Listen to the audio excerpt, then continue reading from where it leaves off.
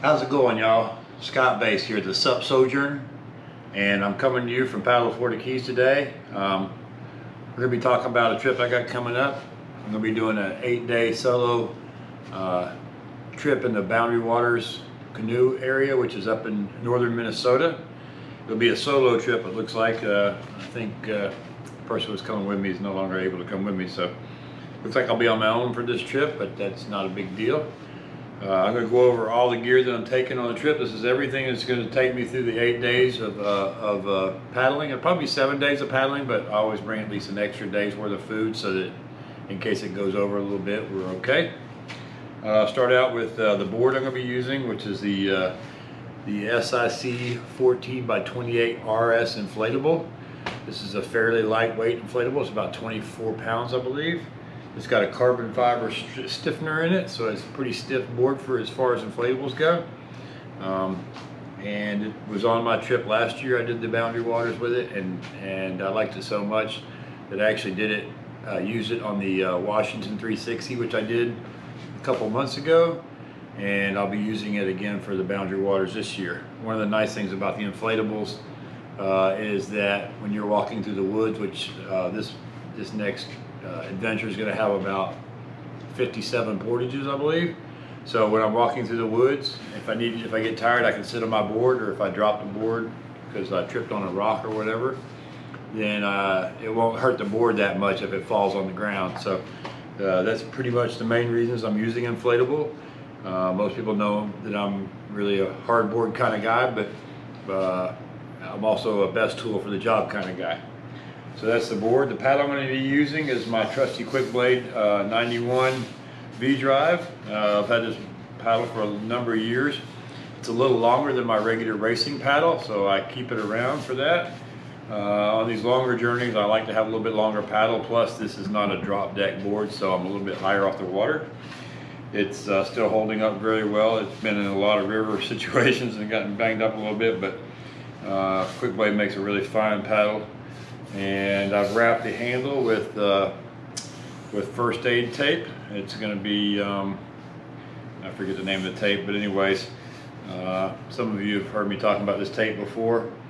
But I wrapped the whole handle because sometimes I'm on my knees paddling, so I want to have every bit of the paddle be padded. This is way better than trying to put tape on your hands to prevent blisters.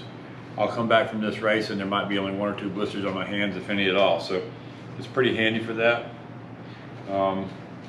I also have the same paddle in a 3-piece configuration. It's tied onto the back of the board there, and that's going to be my backup paddle. You know, I've never needed a backup paddle, but I think the one time that I leave it behind is the time I'm going to wish I had it. So I bring that backup paddle, hoping that I'll never have to use it. On my feet, I've got these new shoes by Merrell. I'm really excited about them. I've worn them around the house a little bit. They're barefoot shoes, and they're lace-ons. You need something really good that's not going to pull out in the mud when your foot goes down in the mud, which is what happened to me last year.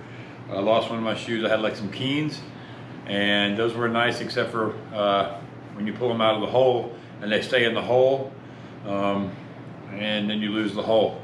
So this year I hope to have these shoes all the way through the whole thing. My life jacket, I'm using my Moke. I've been loving this Moke jacket for a while now. BWCA makes a real similar product.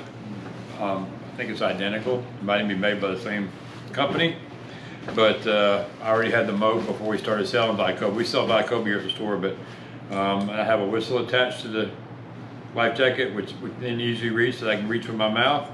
I got this little compass here. I'm not sure what it's for because it's kind of fluky, but I got a compass because it seems like you need a compass. I have a bigger compass that I bring in my maps. In my little map storage here, in my little front pouch, I've got my timeline. This is going to be like a spreadsheet that I make with all of my mileages and how far it is to the next portage. If it's a 1 mile distance paddle, then I'm not going to secure my gear quite as good as if it's a 5 or a 20 mile paddle. This route does take me through anywhere from 1 mile up to 25 mile leg, I think. So there's different legs for different different spots. Then I have my picture of me and my wife, and another picture of me and my wife that I always like to take with me. And I also have a glasses cleaning cloth or a lens cleaner, and then also some chapstick. Chapstick is crucial out there, especially when the wind starts blowing. Also in my life jacket, I got my spot device. I used to carry the spot device in the mat pocket, but especially when I'm solo, I want this thing to be on my body. And since I never take my life jacket off, I will have my spot device with me all the time, as opposed to getting separated from my board or something happened where I'm not on my board. So my spot device is going to be on me at all times, just because I'm solo. Also, I have my Spyderco automatic knife. Some of you might have seen my knife reviews and everything. I do believe in bringing a knife is important. This is a little bigger knife than I would normally carry, but it's smaller than a big like survival knife, but it's bigger than a small knife. And especially since I'm going to be alone, if something happens, I need to make a paddle or I need to do some heavy duty woodwork, I can do it with this, as well as do the lighter weight stuff that you need, like opening food packages and cutting line and stuff like that. So that's it for my life jacket. The nice thing about these, the Mocha and the Viacobi, they also have a rear hydration pocket, which I don't use, but some people like that. If you're doing a shorter race, maybe you use a small bottle in there. I tend to use really big bottles when I'm doing my bigger races, so that's too much weight to put in the back of the jacket. It pulls the front up and makes it uncomfortable. On my head, I've got my trusty shelter hat. A lot of you have heard me preaching the shelter hat before. It's a great place to put your GoPro, and you can just clip it right on there. Where's my GoPro? Let me just go grab my GoPro here. So my GoPro, I use the GoPro Hero 9, and I got a floaty for it. And also this clip is really handy because I can just put it right on the front of my hat like that. And because this shelter has a firm bill, wherever I look I can film. So it's real easy to just put it right there on my life jacket and then just pick it right back up there and put it right on my hat like that. This one does have an adjustable cord in it, so if it's sagging a little bit too much, you can tighten it up a little bit. Usually after a couple of days I like to keep my hat pretty loose because it's on your head all day long. So, but that's kind of how I do most of the filming. The other cool thing about this, if you're hiking or walking around or whatever, you can put it on the end of your paddle, turn it around, make it into a selfie stick, or any kind of use it as a tripod, that kind of thing. So you can clip this onto a tree branch. It's also got a magnet, which I don't think I've ever used magnetic attachment for it, but it does have a magnet on it as well. So that's pretty cool way to get pictures on the trail or videos. Let's see, next. Sunglasses I'm using are Bombers. I have a pair for day and a pair for night. This is my day pair, and I've also put that first aid tape on the side because after a couple days, I also have it on my nose piece as well, because after a couple days it really starts wearing on your ears and your nose. These will float as well, so, and they have readers in them, so I need reading glasses. So with having these, I got my readers, I got my flotation, I got everything I need right in a nice little package there. I won't be bringing the case with me, but I keep them in that case at home. Doing the portages, last year I used a shoulder strap, which was pretty cumbersome and a lot of work to get on and off. This year I've got this SUP Hipster, and it's just a belt you put on like this. And you'll see videos of it when I go do it in the Boundary Waters, and I've tested it out. It really works great. You just put this belt on, and then you got this little hook here that attaches to your board, and I've marked the bottom of my board so I know exactly where to put the hook, and then that holds most of the weight, and then I can just steer it with my free hand. And then I got my paddle in my other hand, use it for a walking stick or whatever. People are so careful with their paddles, and that thing, I beat the heck out of that thing, and it's still coming on strong. I've used it for walking pole and walking stick, and for pushing off the bottom of whitewater and stuff like that. And it's really, it pays to get a really good paddle. I'll just put it that way. All right, so that's all of my outside of my main gear box. I guess we could talk about a couple other things too. I also always have on me, which is called Road ID. This has got my wife's phone number on it and some information about my blood type and that I'm not allergic to anything. It's for emergency personnel. If they find your body, they'll at least know who to call, so that's always a good thing. I got my Phoenix 6X Sapphire watch. This is what I do 99% of my navigating with. I do carry a backup GPS, but this is really how I navigate. So I got the whole route in here, and about 500 campsites are also in here. So when I get tired at the end of the day, I'm never very far from a campsite. I can just look on my watch and get right there immediately. It also will help track where I am along the route, and I'll know when my next stop is coming up. I'll also know how far that next portage is going to be, all that kind of stuff. So that's a critical piece of gear, and most important navigation tool that I have. I do have my backup GPS, which is a Garmin 78SC.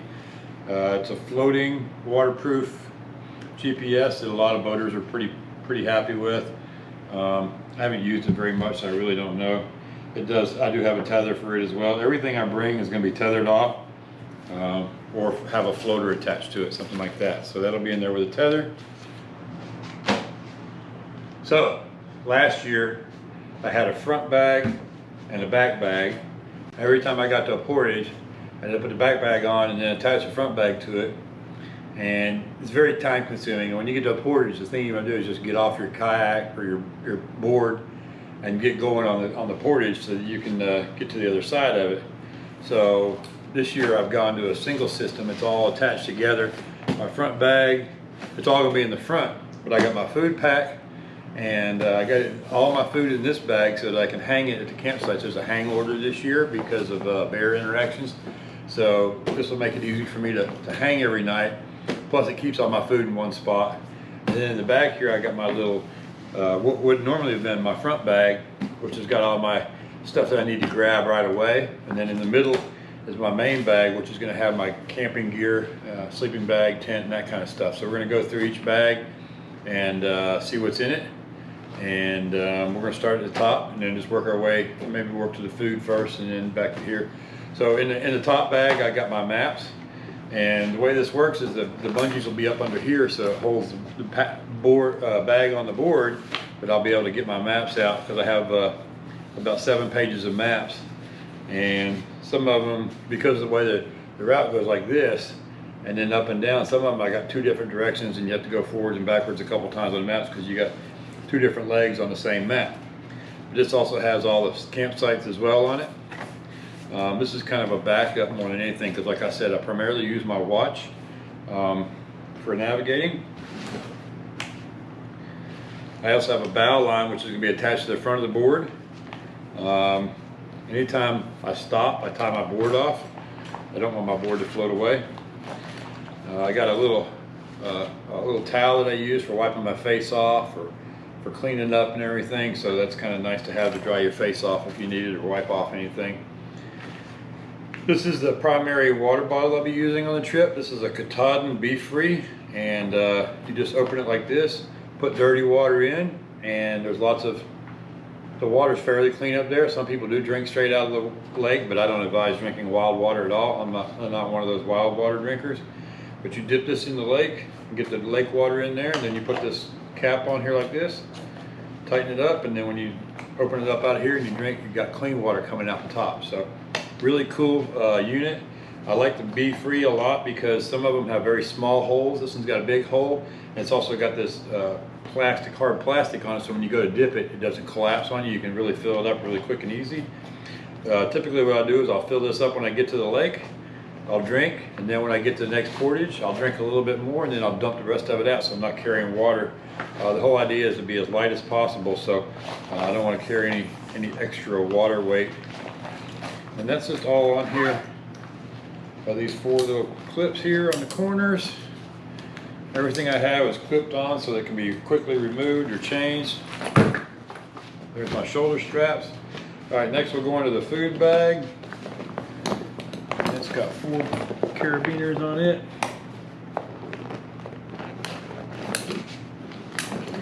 This food bag is new for me. I just got these from the Kokopelli company fairly recently. I'll probably have a list in the bottom of the different companies and stuff that I use. One thing you need to know is that I bought all this stuff with my money. I'm not sponsored. I'm not doing this to to try to make a living at doing gear reviews and stuff. I'll review gear that I buy. If somebody wants to give me gear, if I think it was something I would buy anyway, I might take it. But at this point, I've never taken sponsorship money or sponsorship gear because I want to use what's best. And as soon as I think this isn't best, I'll be using something else. So for now, this is what I'm using for my food. It's a Kokopelli dry bag. Kokopelli makes really cool pack rafts. I don't own one, but if I lived in a place where pack rafting was fun, I probably would own one.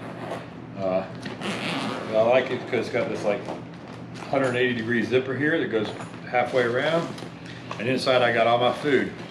Now for my food this year, I've got a quart baggie for each day, and this is going to be breakfast and lunch. I've got some grits and some powdered protein mix for breakfast, and then I got about 5 Huel bars and some sausages for during the day. I find these Huel bars are awesome. They're 200 calories a piece. There's people that try to eat like a lot of stuff while they're out there in the field, and I just don't get that hungry. But the Huel bars seem to be really satisfying to me. They're not too crunchy and they're not too soft, but they're just kind of like right in between. They're not real gooey either, because some of the really gooey stuff, I don't like it. It sticks to my mouth and I'm like working on it the whole time. For my dinners, I'm using this product by Huel. It's an awesome product. It's 400 calories per serving, but I use a serving and a half, so about 600 calories for dinner. And it's a nutritionally complete food. It's mostly rice and quinoa and some spices and stuff, but it's really filling. It's super lightweight. This is 5 dinners right here. Just in that's 5 dinners. Now that would be like 1 or 2 of the regular freeze-dried meals in that amount of volume. So the volume is really nice. It is heavier than maybe a freeze-dried 1 or 2 freeze-dried meals, but it's definitely lighter than 5 of them. And I've got enough dinners for 8 days. I've got enough lunches for 8 days, and usually I'll end up with maybe a little bit left over at the end anyway. So if I had to go 9 days, I'll be covered there. But that all just goes in there like that, and then when I get to my campsite, I got a piece of line with a little bag that I can put a rock in and throw it up over a branch, and then do my food hanging that way. I'll do a video of that when I'm out in the field, I think, because that's pretty cool. I do the what they call the Pacific style food hanging, so it's a little bit different than what most people do, but I think it's a really great way to do it. Next, we'll go to the front bag. This is my bag that I'm going to keep. That's right at my feet. This is the stuff that I need right away. It's going to be easy access, get right to it.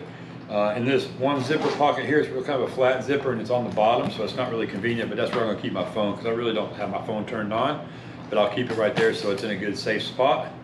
And if I need to turn it on, I will. Most of the area is out of cell service, so there's no sense in turning the phone on even.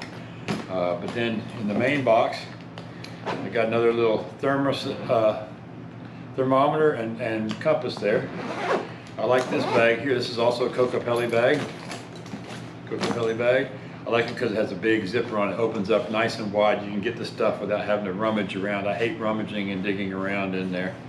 So what I've got in here, I've got my ear warmers, which is like a headband kind of thing.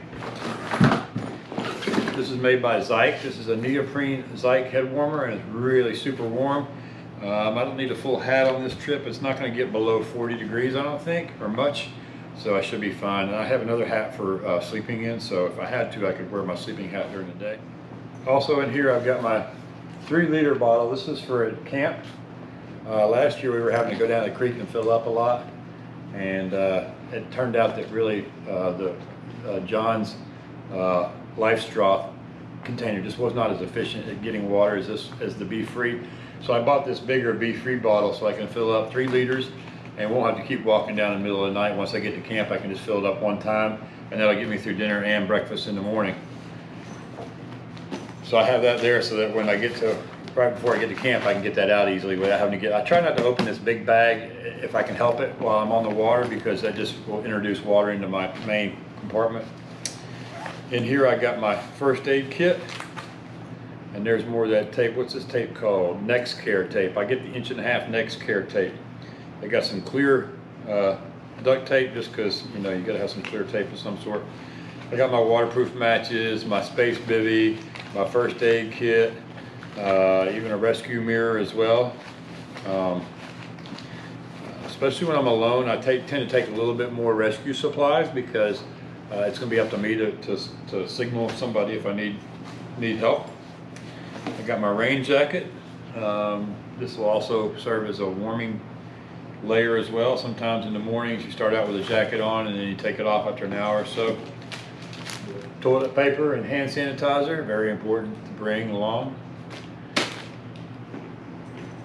And I got a patch kit. Let's hope I never have to use this, but this is an inflatable patch kit with some glue and some patches. And then it's got these little pockets on the inside, and on this one pocket here I got a Leatherman tool, because you never know when you're gonna need a Leatherman tool. A little thing of salt, because there's leeches in Minnesota from what I hear. We didn't have any last year, but I'm bringing some salt just in case there's leeches.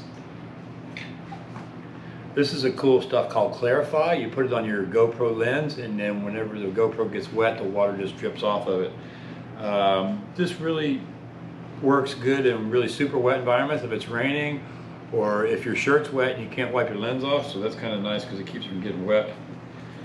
I got another chapstick, because I have dropped chapstick in the water before and then ended up, like on the first day, dropping your chapstick in, and you don't have chapstick for the rest of the time, so I bring a backup chapstick. I also got my Sunbum 50 SPF zinc formula sunscreen. I'm a big user of sunscreen. Every morning I put it on, and then midway through the day I re-up it. You know, you've got to take care of yourself out there for sure. And when you're on a paddleboard, there's no protection. You're out in the sun all day long. Also, I've got some ibuprofen for those mornings when I don't feel like moving. All right, then in the back pouch, I got my night glasses. This is going to be a pair of the Bombers, the same glasses with the readers, but a clear lens. I find that at night when I'm paddling, I tend to keep my eyes, not blink as much, and so my eyes dry out. So wearing the clear glasses really helps my eyes from drying out. I got some paddling gloves, they're really sun gloves, so in case the sun's real hot and I want to wear them on my hands. And I got my 2 flashlights. I got my Night Core MH12 GT, super bright. This will clip right on my life jacket right here, and so I can look for, I don't have a battery in it right now, but so I can look for campsites with it. And then this is my little light. This one I clipped right to my hat here again, and then it has a line to the back. And this is the one that I use. This one's I use to do my reading or whatever. It's very dim, so I can look at my board or whatever. I'm not killing my night vision. It's also what I use in my tent and then camp so I can see what's going on in camp. So last thing is my main bag, and this is the company I started working with last year. I really like this company a lot. It's a Lite bag, and this is the 60 liter. It's not really quite big enough to get everything in because I really would like to have my food in there, but you can see I got a little bit of extra room in it right now. After 4 or 5 days, I'll probably have enough room to take the food bag and stick it in here as well. But I like this bag for a lot of reasons. One is the zipper is a big open zipper. I used Yeti bags for a while, but the zipper just goes this far, so you're having to kind of get down in there and get stuff. With this thing, it opens up really nice and wide. And what I've got here, this is going to be my clothes. I've got like an extra shirt and a couple of shirts and a pair of warm pants and a pair of warm socks. So if I need, if it gets cold, I got plenty of that. I got my 35-degree down bag. Last year I went with a 45-degree bag and it wasn't warm enough a few nights. So this year, even though it's a couple weeks earlier, it can get cold in northern Minnesota. So I've seen it's already been down to 40 a couple nights, and it could go down below freezing even. It certainly did when we were there last year in mid-September. We're going to be there in late August this year. I got my battery bag. This is going to have a couple of rechargeable batteries for the flashlights. It's going to have another set of batteries for the GPS backup. It's going to have 2 sets of spot batteries, and then it's going to have a bunch of GoPro batteries.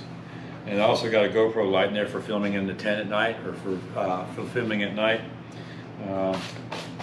So that goes in the battery bag. And I got my toiletries bag. This is going to have my mouthwash, my tooth and stuff, my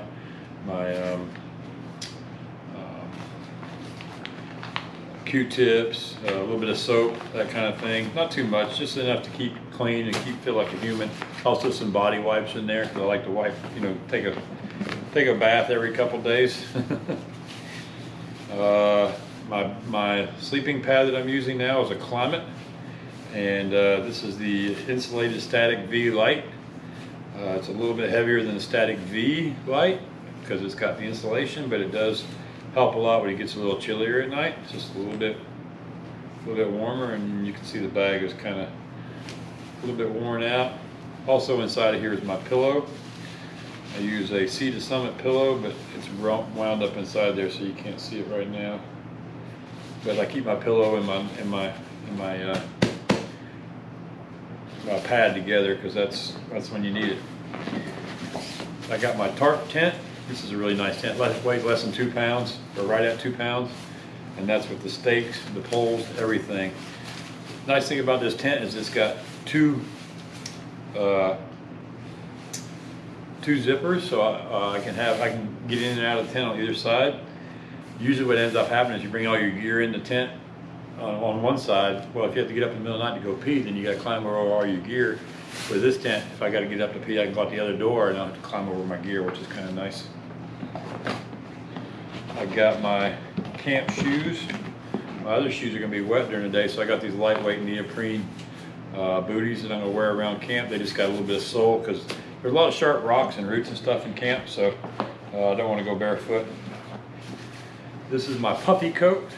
So this is my down jacket. I got to get this out of here anyway. I don't store these things in these stuff sacks, but I just had to put it in here to get it to see if it would see how everything's going to fit together. But puffy jacket's really handy, and when it gets cold, you can just pull it out. There's my extra hat as well.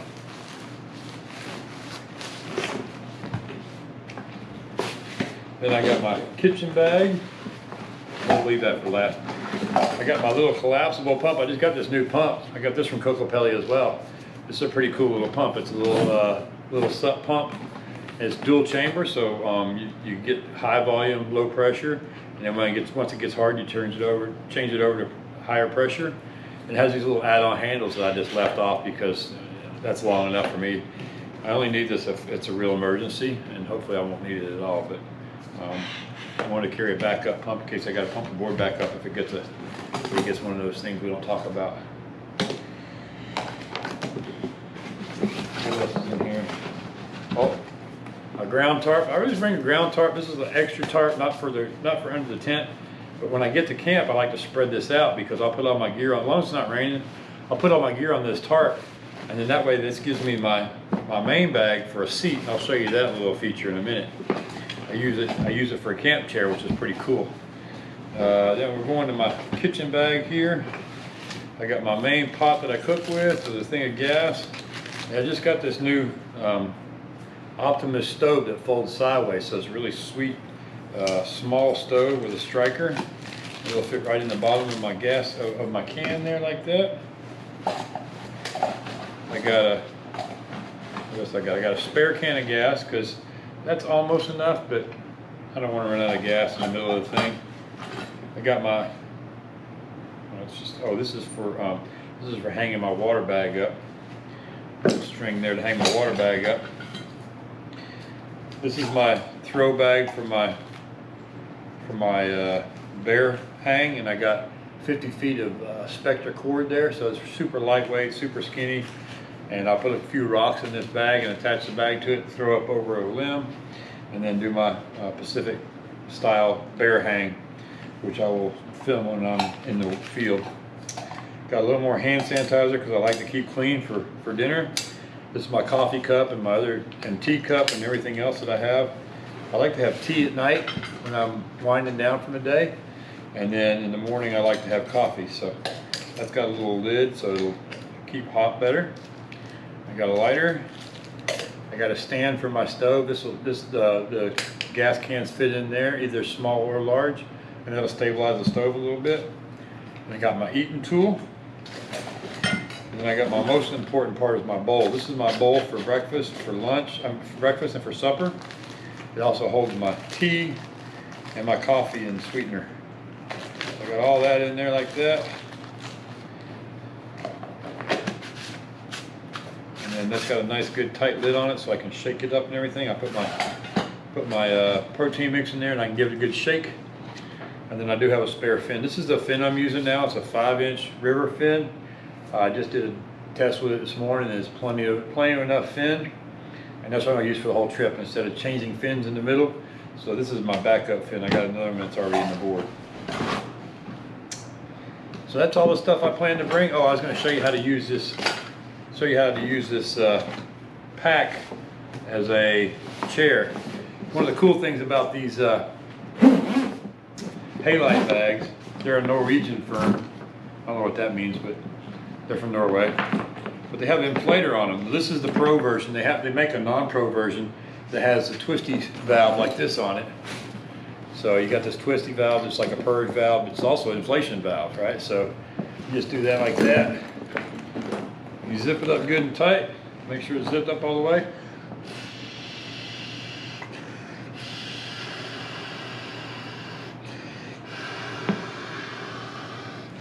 You don't have to fill it all the way. Just a nice amount, but that gives you a good, comfortable seat to sit on. I used to bring a seat, but now I don't need a seat anymore because this gives me something good and soft to sit on in camp.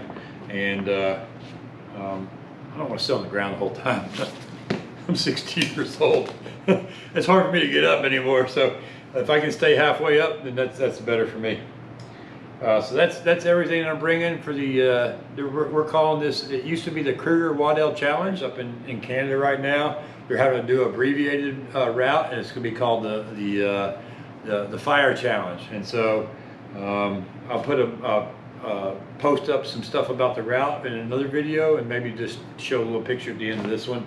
But this is all the gear that I plan to take for 8 days solo. So I thought you should see what it looks like when I'm all hooked up and hiking.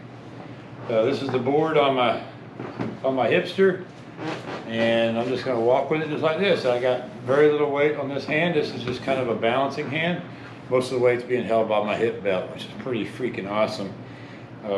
Not sure if I'll use it on all the short portages, but on the longer ones like the half mile all the way up to the 8 mile, I'll be definitely using it for that. So this is nice. And then like I said, once you get to a place where you need to rest, you just put the board down like that. Sit on top of it just like that. Also, this takes the weight off my back because it's lifting up on the pack right here. So I've got a good resting area here. You take a break, and then when I get ready to go again, get back off of it, put it back on. I hope you've enjoyed this video. I do these because I just love paddleboarding and exploring, and my hope is that one day I'll make $1 million off of YouTube. Just kidding. But if you do like the video, I really would appreciate it if you subscribe and then hit that little bell button so you get reminders when I put up new videos.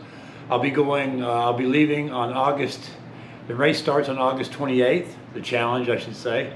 Starts August 28th, and it'll be about an 8 or 9 day thing, and then a couple weeks after that for me to get the video together. So probably about mid-September I should be getting a video up of the Fire Challenge, which is going to be 180 miles up in Boundary Waters Canoe Area. Solo on SUP. So don't forget to like and subscribe and paddle yourself to a better place today.